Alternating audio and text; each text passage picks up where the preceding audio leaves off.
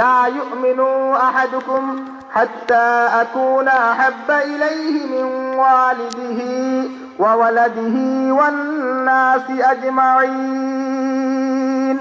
তোমাদের মধ্যে বা তোমরা ততক্ষণ পর্যন্ত পূর্ণ ঈমানদার হইতে পারবে না যতক্ষণ পর্যন্ত না তোমরা বেশি ভালোবাসবে নবী মুহাম্মদুর রাসূলুল্লাহ সাল্লাল্লাহু আলাইহি ওয়াসাল্লামকে, তোমাদের পিতামাতা, সন্তান সন্ততি এবং দুনিয়ার যত মানুষ আছে সমস্ত মানুষের চেয়ে বেশি যতক্ষণ না ভালোবাসবে ততক্ষণ পর্যন্ত পূর্ণ ঈমানদার হইতে পারবে না।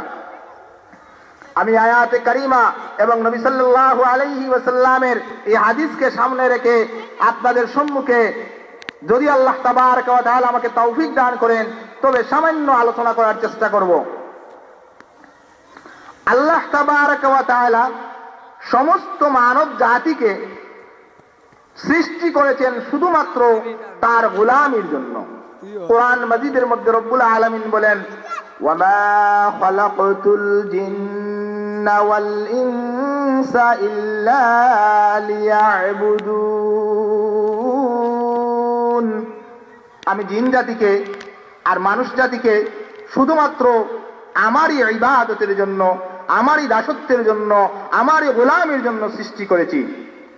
আর এই গোলামি করে গেছেন হযরত আদম আলাইহিস সালাতু সালাম থেকে নিয়ে নবী মুহাম্মদুর রাসূলুল্লাহ সাল্লাল্লাহু আলাইহি ওয়াসাল্লাম পর্যন্ত যত পয়গম্বর এসেছেন এবং তার অনুসারীরা যুগে যুগে শতাব্দীর পর শতাব্দী আল্লাহ তাবারক ওয়া তাআলার ইবাদত করে গেছেন আল্লাহ তাবারক ওয়া তাআলার বান্দারা।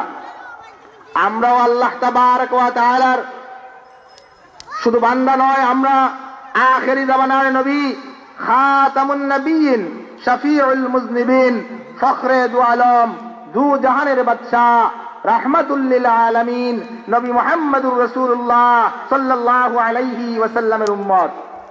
যে নবীর উম্মত হওয়ার জন্য অন্যান্য নবীরা পর্যন্ত আফসোস করেছেন, যদি আমরা শেষ জামানার নবী, খাতামুন নবিয়্যিন, শফিউল মুজনিবিন মুহাম্মদুর রাসূলুল্লাহ সাল্লাল্লাহু আলাইহি ওয়াসাল্লামের উম্মত হওয়ার জন্য আল্লাহ তাবারক ওয়া তাআলা এমনই এক নবী হযরত ঈসা আলাইহিস সালাতু সালামের দোয়া কবুল করেছেন এবং তিনি এই পৃথিবীতে আসবেন।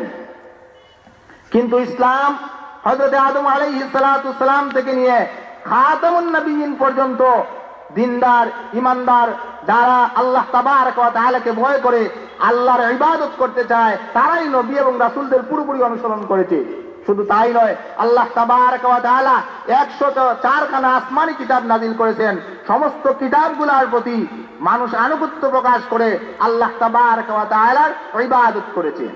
পাশাপাশি একদল মানুষ যারা আল্লাহ তাবারক ওয়া তাআলার নবী রাসূল এবং তার কিতাব, আসমানি কিতাবের বিরোধিতা করে আসছে। কিন্তু যুগ যুগ থেকে প্রমাণিত যারা কোরআন হাদিসের আল্লাহ তাবারক ওয়া তাআলার নির্দেশিত পন্থার বিরুদ্ধাচরণ করেছে, আল্লাহ তাবারক ওয়া তাআলা তাদেরকে এই পৃথিবীতে শাস্তি দিয়েছেন।